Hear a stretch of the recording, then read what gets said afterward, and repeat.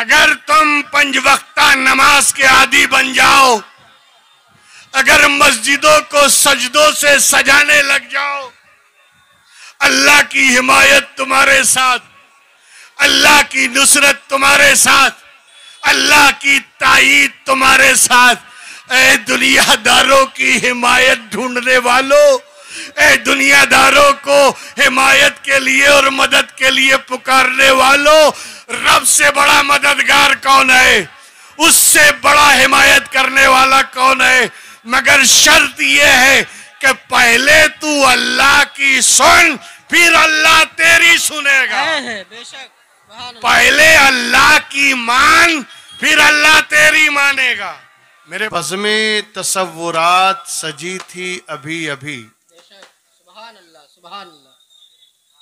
बज़्मे तसव्वुरात सजी थी अभी अभी, पलकों में मुस्तफ़ा की गली थी अभी अभी, पलकों में मुस्तफ़ा की गली थी अभी अभी। और मालूम कर रहे थे फरिश्तों से जिब्राइल, किसकी जुबां पे नाते नबी थी अभी अभी। मालूम कर रहे थे फरिश्तों से जिब्राइल, किसकी जुबां पे नाते नबी थी अभी अभी। और इतना करम हुआ, सुल्ताने दो जहान थे नजरों के सामने, बहुत उम्दा, माशाअल्लाह। सुल्ताने दो जहान थे नजरों के सामने, यादे नबी में आंख लगी थी अभी अभी। सुल्ताने दो जहान थे नजरों के सामने, यादे नबी में आंख लगी थी अभी अभी। और इतना करम हुआ कि मुकद्दर बदल गए, इतना करम हुआ कि मुकद्दर बदल गए। उनके करम की बात चली थी अभी अभी कि अल्लाह के रसूल सल्लल्लाहु अलैहि वसल्लम इरशाद फरमाते हैं कि अल्लाह ने कुछ फरिश्तों को पैदा किया और उन फरिश्तों की ड्यूटी ये लगाई कि रुए जमीन पे फिरते रहो और जहां भी मेरे और मेरे महबूब का जिक्र होता हो वहां पहुंच जाओ।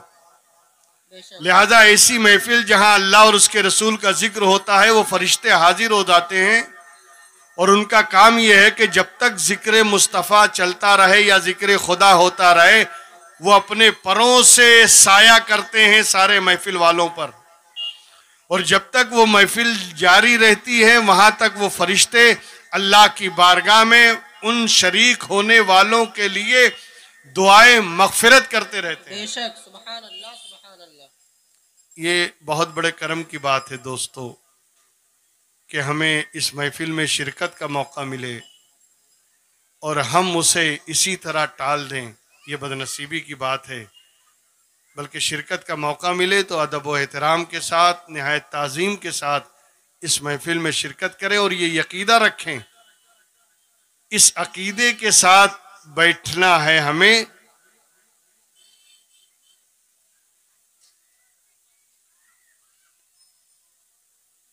कि हम सरकार की निगाह में हैं, सरकार हमें मुलाहिजा कर रहे हैं।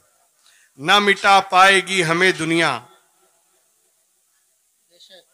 ना मिटा पाएगी हमें दुनिया, ऐसी मजबूत तर पनाह में हैं। ना मिटा पाएगी हमें दुनिया, ऐसी मजबूत तर पनाह में हैं। वो हमारी निगाह में न सही, हम तो सरकार की निगाह में हैं। माशाअल्लाह। वो हमारी निगाह में न सही, हम तो सरकार की निगाह में हैं।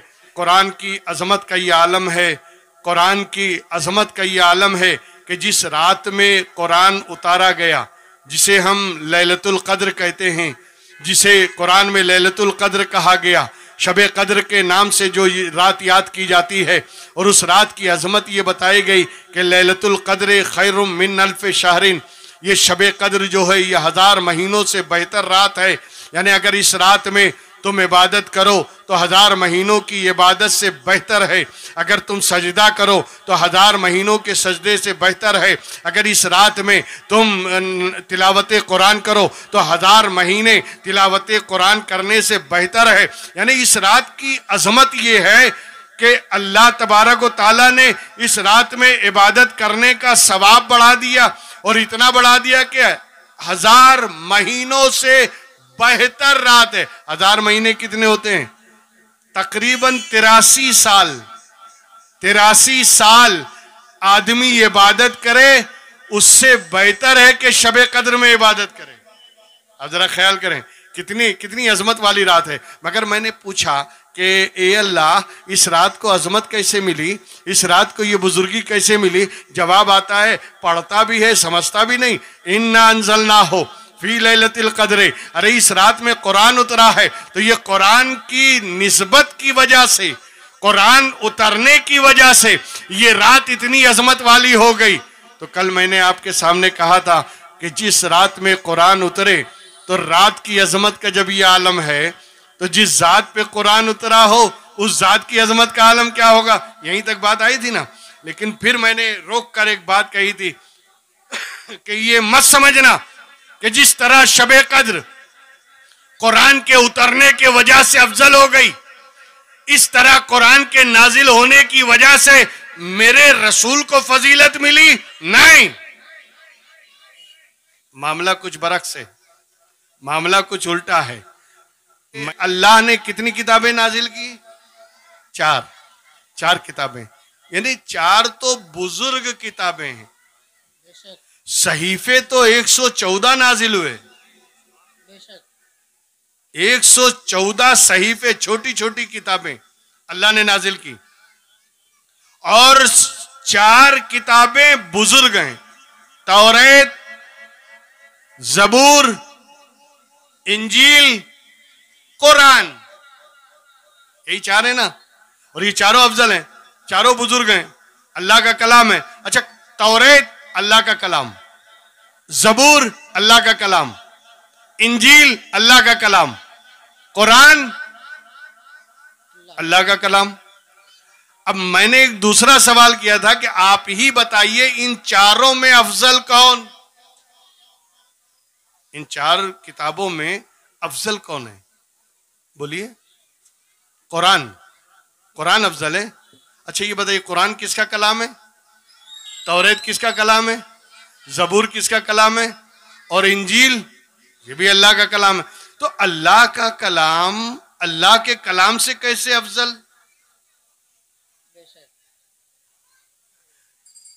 कलामे खुदा चारों, और आप कह रहे हैं एक अफजल है। क्यों? कभी भी मुकाबला 2 में होता है, 1 में नहीं। अगर तकाबुल होगा तो 2 में।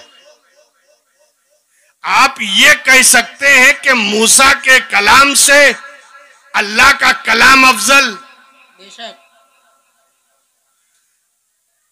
दाऊद के कलाम से जबूर अल्लाह का कलाम अफजल, ईसा के कलाम से इंजील अल्लाह का कलाम अफजल, मुहम्मदुर रसूलुल्लाह के कलाम से कुरान अल्लाह का कलाम अफजल है। ये आप कह सकते हैं ना। 2 जात हैं, एक नबी है, एक खुदा है, एक पैगंबर है, एक खालिके कायनात है। तो मुकाबला, तकाबुल 2 लोगों में होता है, और यहां आप एक ही का मुकाबला एक ही से कर रहे हैं। अल्लाह का कलाम तौरेत भी, अल्लाह का कलाम जबूर भी, अल्लाह का कलाम इंजील भी, अल्लाह का कलाम कुरान भी, और आप कहते हैं कि कुरान तौरेत से अफजल, जबूर से अफजल, इंजील से अफजल। ये कैसे हो सकता है? ये तो आप कह सकते हैं कि मौलाना फला आलिम की तकरीर आपकी तकरीर से बेहतर है।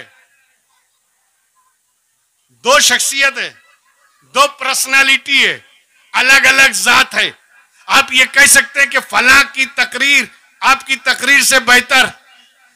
आपकी तकरीर फला की तकरीर से बेहतर, ये तो मुकाबला हो सकता है, लेकिन आप ये कैसे बोल रहे हैं आपकी तकरीर से बेहतर है? आप ही की बात से अफजल है, आप ही का कलाम आपके कलाम से बेहतर है, ये कैसे हो सकता है? जबकि तौरेत भी अल्लाह का कलाम, जबूर भी अल्लाह का कलाम, इंजील भी अल्लाह का कलाम। तौरेत नाजिल हुई हजरत मूसा पर, हजरत मूसा जलीलुल कद्र नबी। जबूर नाजिल हुई हजरत दाऊद पर, हजरत दाऊद खलीफतुल्लाह हैं, अल्लाह के नायब हैं, अल्लाह के खलीफा हैं, अल्लाह के जानशीन हैं, उनका कलमा है खलीफतुल्लाह। ईसा रूहुल्लाह, फूक दे मट्टी में जिंदगी पैदा हो जाए। मुर्दे को चाहे वाना उबरेहुल अकमहा व लबरसा बेइज़्निल्लाह व हुइल मौत बेइज़्निल्लाह। अब जरा ख्याल करें, मैं मादरजाद अंधे की आंख पर हाथ फेर दूं, देखता हो जाए, आंख आ जाए, और अगर मैं किसी कोड़ी के बदन पे हाथ लगा दूं, कोड़ी अच्छा हो जाए। हज़रत ईसा दावा कर रहे हैं वाना उहिल मौता बेइज़्निल्लाह, मैं मुर्दे को जिंदा कर दूं अल्लाह के हुक्म से।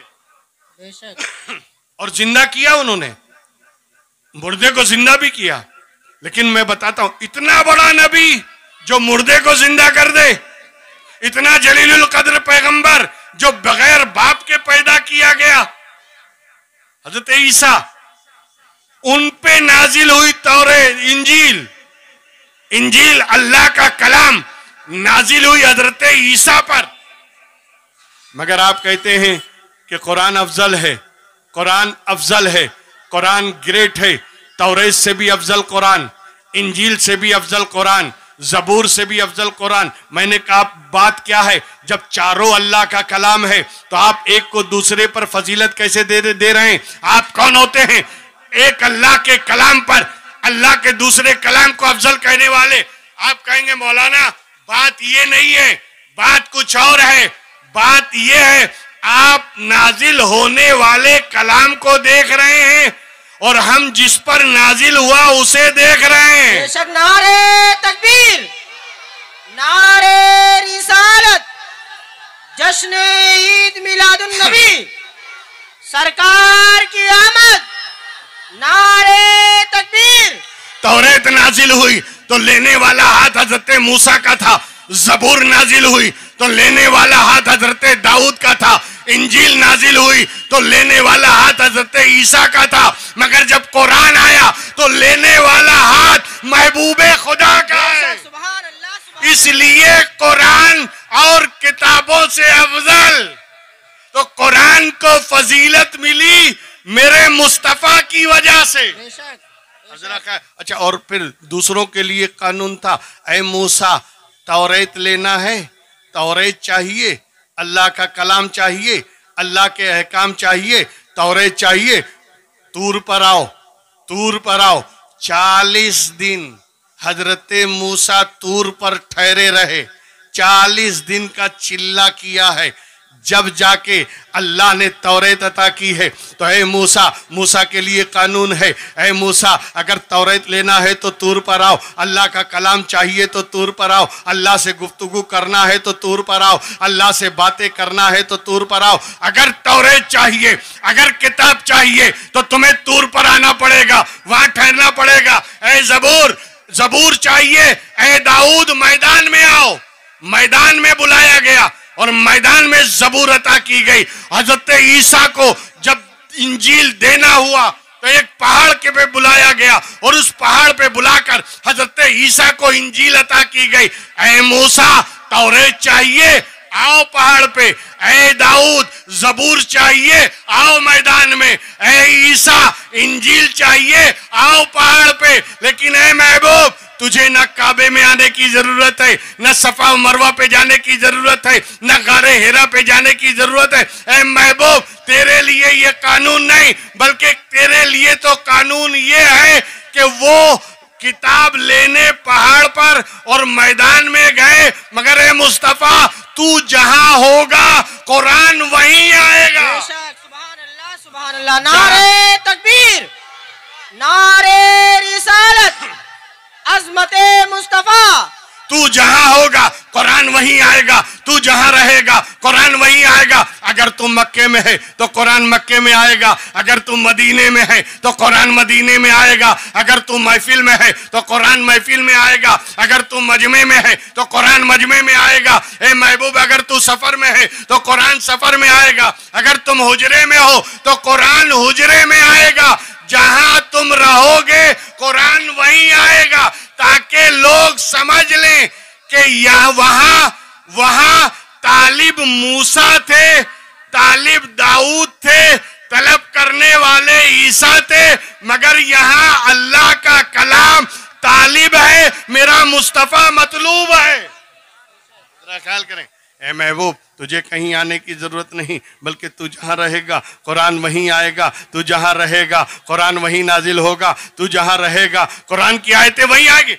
वरना मुझे बताइए, आप अगर इलाहाबाद में पैदा हो तो इलाहाबादी हैं, अगर आप अहमदाबाद में पैदा हो अहमदाबादी हैं, अगर आप गुजरात में पैदा हो आप गुजराती हैं, अगर आप महाराष्ट्र में पैदा हो आप मराठी हैं, अगर आप नागपुर में पैदा हो आप नागपुरी हैं। यानी ये निस्बत होती है ना, जो जहां पैदा हुआ उसका वही शहर से नाम रख दिया जाता है, उसी शहर से नाम रखा जाता है। अगर गुजरात का है गुजराती है, अगर महाराष्ट्र का है मराठी है, अगर किसी कर्नाटक का है तो कर्नाटकी है, कन्नड़ी है। यानी जहां का जो होगा उसको वहीं से मंसूब किया जाता है। अगर आजमगढ़ से आजमी है, अगर किछौचा से है किछौचवी है, फैजाबाद से है फैजाबादी है, ये निस्बत रखी जाती है ना, इसीलिए कहा जाता है। प्रतापगढ़ का है प्रतापगढ़ी है, अगर गोंडा का है गोंडवी है।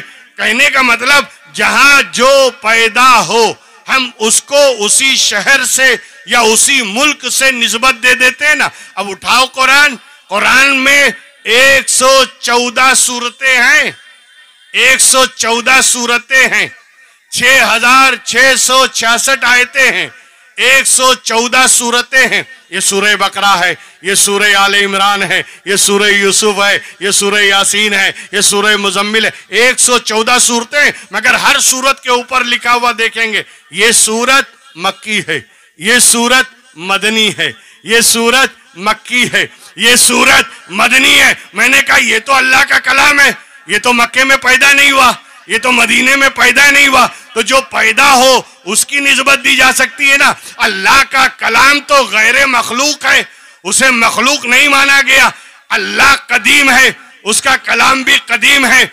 अल्लाह अजली है, उसका कलाम भी अजली है। अल्लाह अबदी है, उसका कलाम भी अबदी है। उसके कलाम को हम ये तो नहीं कह सकते कि मक्के में पैदा हुआ इसलिए कि पैदा होने से पाके अल्लाह का कलाम है, कलाम पैदा नहीं होता। तो फिर अल्लाह, ये सूरत का नाम मक्की क्यों, इस सूरत का नाम मदनी क्यों? जवाब आता है, अबे नादान, अगर मेरा महबूब मक्के में रहेगा तो कलाम भी मक्की हो जाएगा, मदीने में रहेगा तो कलाम भी मदनी हो जाएगा। बेशक, सुभान अल्लाह, सुभान अल्लाह।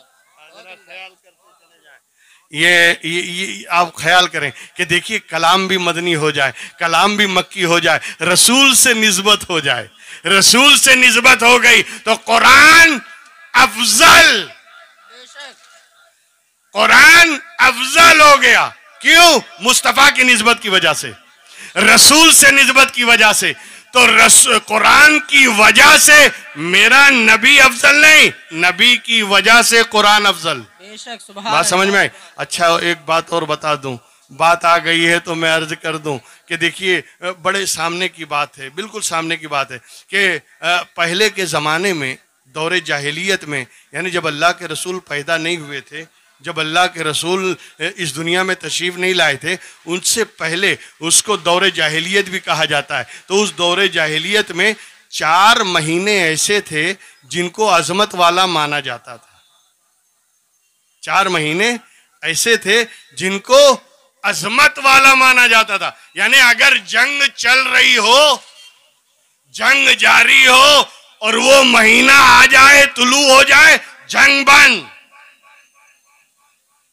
हुर्मत वाले महीने मुहर्रम, जिलहिज, मुहर्रम, रजब, रमजान, इस तरह 4 महीनों का बड़ा एहतराम करते थे। वो बहुत ज्यादा एहतराम करते थे। और इन 4 महीनों में कोई जंग नहीं, कोई लूटफाट नहीं, कोई चोरी चमारी नहीं, कोई किसी के ऊपर जबरदस्ती जो लूट मार होती थी, अरबों में दस्तूर था, एक दूसरे काफिले को लूट लेते थे। सब चीजें बंद, कोई पाप नहीं, कोई गुनाह नहीं 4 महीनों में।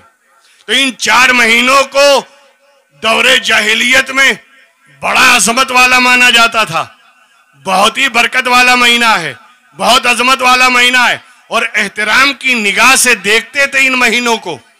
अच्छा, कुछ महीने 4 महीने ऐसे थे साल भर में जो अजमत वाले थे। इसी तरह कुछ दिन ऐसे थे कि जिस दिन को वो बहुत ज्यादा तरजीह देते थे, और उस दिन में भी, उस दिन को भी एहतराम की निगाह से देखते थे, जिसमें एक शनिचर भी है। एक शनिचर का दिन भी था जिसको बहुत एहतराम की निगाह से देखते थे।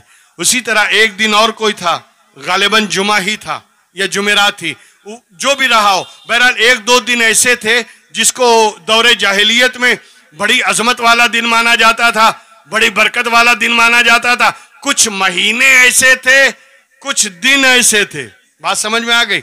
अब उसके बाद अल्लाह ने जब अपने नबी को पैदा किया, अल्लाह ने अपने नबी को पैदा किया, तो जानते हो कौन से महीने में पैदा किया? उन अजमत वाले महीनों में पैदा नहीं किया,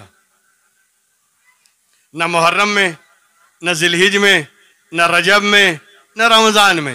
यानी ऐसे महीने में पैदा नहीं किया कि जिसको ये लोग कद्र की निगाह से देखते हो, अजमत की निगाह से देखते हो, और जिस महीने का ये एहतराम करते हो, और जिस महीने को फजीलत वाला महीना मानते हो, उस महीने में सरकार पैदा नहीं हुए। अच्छा, दिन भी अल्लाह ने वो चुना जो फजीलत वाला नहीं था, जिसकी कोई गिनती नहीं थी, जिसको अजमत वाला नहीं मानते थे। यानी पीर का दिन, सोमवार का दिन, मंडे, अल्लाह ने उस दिन का इंतखाब किया। सरकार पैदा हुए रबीउल अव्वल के महीने में, रबीउल अव्वल के महीने में महीने को एहतराम वाला नहीं मानते थे, न वो अजमत वाला मानते थे। अजमत वाले महीने में अल्लाह ने अपने रसूल को पैदा नहीं किया। अजमत वाले दिन में अल्लाह ने अपने नबी को भेजा नहीं। ए महबूब, मैं तुझे उस महीने में नहीं भेजूंगा जिसे ये अजमत वाला मानते हैं, जिसको कद्र की निगाह से देखते हैं, जिसे ये ताजीम की निगाह से देखते हैं, और उस दिन भी नहीं भेजूंगा जिस दिन को ये अजीम समझते हैं, जिस दिन को ये बरकत वाला मानते हैं।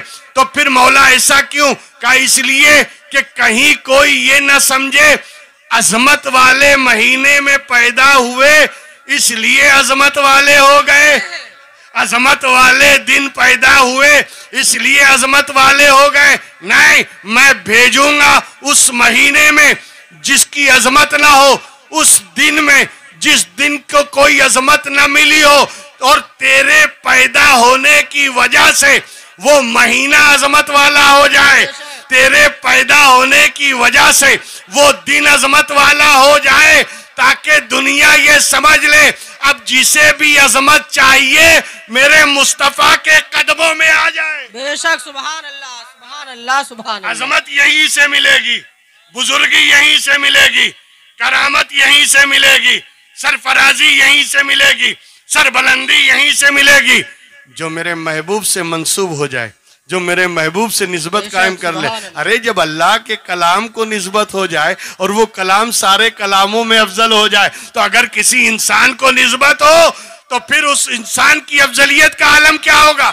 और इसीलिए ए महबूब, मक्के में पैदा हुए हो, मक्के में बचपना गुजरा है, मक्के में लड़कपन गुजरा है, मक्के में नौजवान, मक्के में जवानी, मक्के में 40 साल और 8 बरस उसके बाद भी, यानी ऐलाने नबूवत के बाद 8 बरस तक रसूल रहे। और फिर उसके बाद हिजरत का हुक्म आया, हिजरत का हुक्म आया।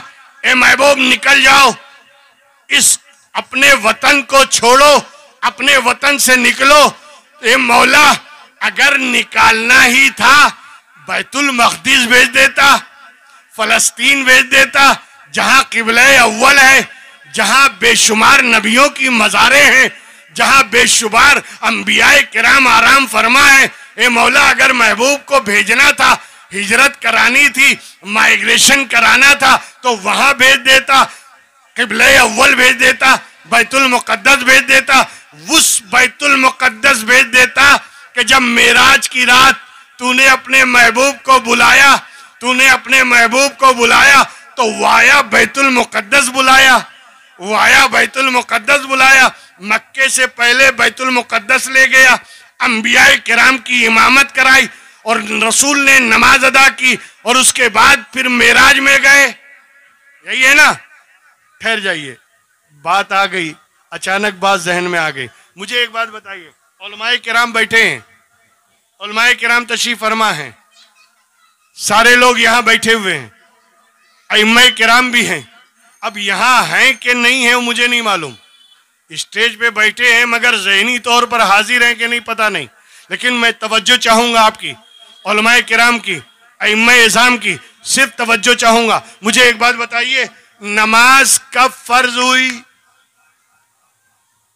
बोलो, नमाज कब फर्ज हुई?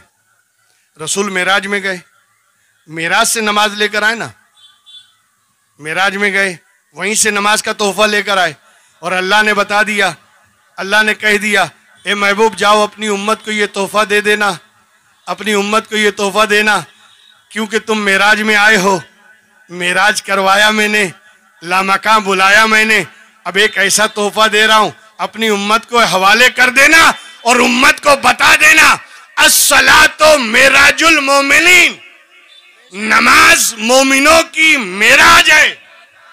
यानी अगर तुम इस नमाज को अपना लोगे और अपने सीने से लगाओगे, तो मुस्तफा जाने रहमत के सदके में, उनके जूतियों के सदके में अल्लाह तुम्हें रोजाना 5 वक्त मेराज नसीब करेगा। बेशक, सुभान अल्लाह, सुभान अल्लाह। नमाज मोमिनों की मेराज है, नमाज मोमिनों को उरूज देने वाली है, नमाज इंसान को खुदा से करीब कर देती है, नमाज अल्लाह की रहमत हासिल करने का जरिया है, नमाज अल्लाह के करीब पहुंचने का मीडिएटर है, नमाज अल्लाह को बंदे से हम कलाम करती है, नमाज अल्लाह बंदा खुदा से गुफ्तगू करता है, अल्लाह से बात करने का शरफ हासिल होता है हालत नमाज में। तो नमाज की अजमत यह है, नमाज की बुजुर्गी यह है, नमाज की फजीलत यह है, नमाज का मर्तबा यह है,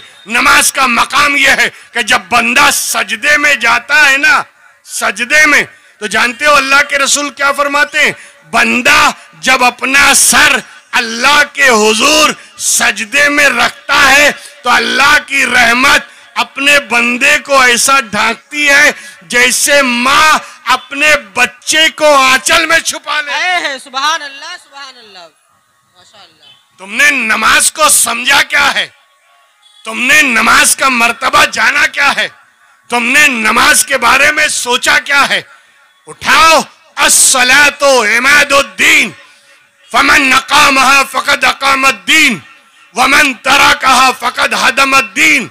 नमाज दीन का पिल्लर है, पिल्लर।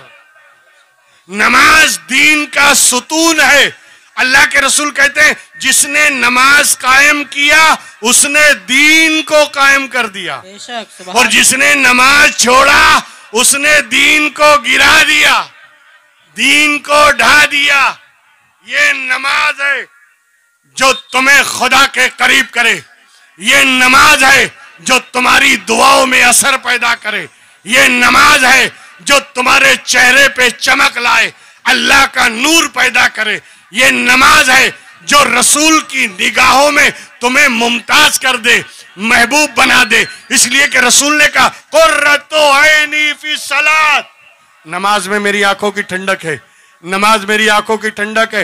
ए जश्न मीलादुन नबी मनाने वालों, ए मीलादुन नबी का जश्न मनाने वालों, ऐ ना रहे तकबीर और ना रहे रिसालत से अपने सीने को ठंडा करने वालों, मुस्तफा जाने रहमत की आंखों की ठंडक नमाज है, बेशक नमाज है।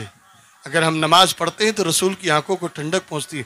क्या तुम उन रसूल की आंखों को ठंडक नहीं दे सकते जो तुम्हारे लिए रात दिन रोती रही, जो तुम्हारे लिए रात दिन बरसती रही, जो आंखें रात दिन रोती रही, सुबह शाम रोती रही, हर वक्त रसूल रोते रहे, हर वक्त इबादत और रियादत में इतनी इबादत, इतनी इबादत, इतनी नमाज कि खड़े खड़े पूरी रात अल्लाह के रसूल के कदमे मुबारक पर वरम आ गया, सूजन आ गई। हदीस पाक में है हत्ता तवर्रमत कदमा, यहां तक के रसूल के कदम पे वरम आ गया। हत्तन शक्कत कदमा, दूसरी रवायत में कि कभी कभी पैर मुबारक फट जाता वरम की वजह से और उसमें से खून निकल आता। सहाबाए किराम ने कहा या रसूल अल्लाह, आप अल्लाह के नबी हैं, आप अल्लाह के रसूल हैं, आप अल्लाह के महबूब हैं, आप अल्लाह के महबूब बंदे हैं, सरकार आपको इतनी इबादत की क्या जरूरत? जवाब मिलता है अरे मैं अपनी गुनहगार उम्मत के लिए करता हूं। रात दिन रोने वाला रसूल रब्बे हबली उम्मती, रब्बे हबली उम्मती, उम्मती उम्मती कहकर रातों दिन आंसू बहाने वाला रसूल, जिसकी आंखें हमेशा तर रही गुनहगार उम्मत के लिए। क्या ये उम्मत इतना भी नहीं कर सकती कि नमाज पढ़कर अपने उस रसूल की आंखों को ठंडक पहुंचाए? नमाज पढ़ो, नमाज। आज इबादत और नमाज से दूरी ने हमें तो तबाह किया, अब तो घर निशानों पर हैं। मैं सिर्फ इशारा कर रहा हूं, अगर तुम 5 वक्ता नमाज के आदी बन जाओ, अगर मस्जिदों को सजदों से सजाने लग जाओ, अल्लाह की हिमायत तुम्हारे साथ, अल्लाह की नुसरत तुम्हारे साथ, अल्लाह की ताईद तुम्हारे साथ। ए दुनियादारों की हिमायत ढूंढने वालों, ए दुनियादारों को हिमायत के लिए और मदद के लिए पुकारने वालों, रब से बड़ा मददगार कौन है?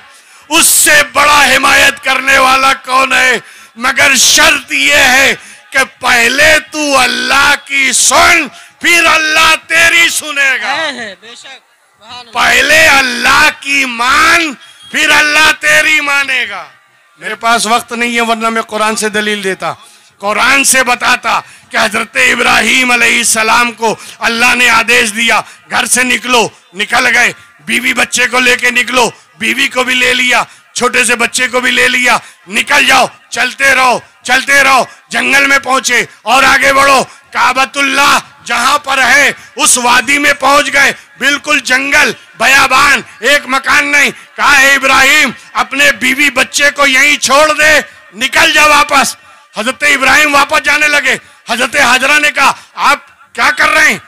छोटा सी बच्चा है, मैं आपकी ज़ौजा हूं, मैं आपकी बीवी हूं, आप बीवी बच्चे को इस जंगल में, इस बयाबान में, इस सहरा में अकेले छोड़ के चले जा रहे हैं। कहा मैं क्या करूं, अल्लाह का यही हुक्म है, अल्लाह का यही हुक्म है।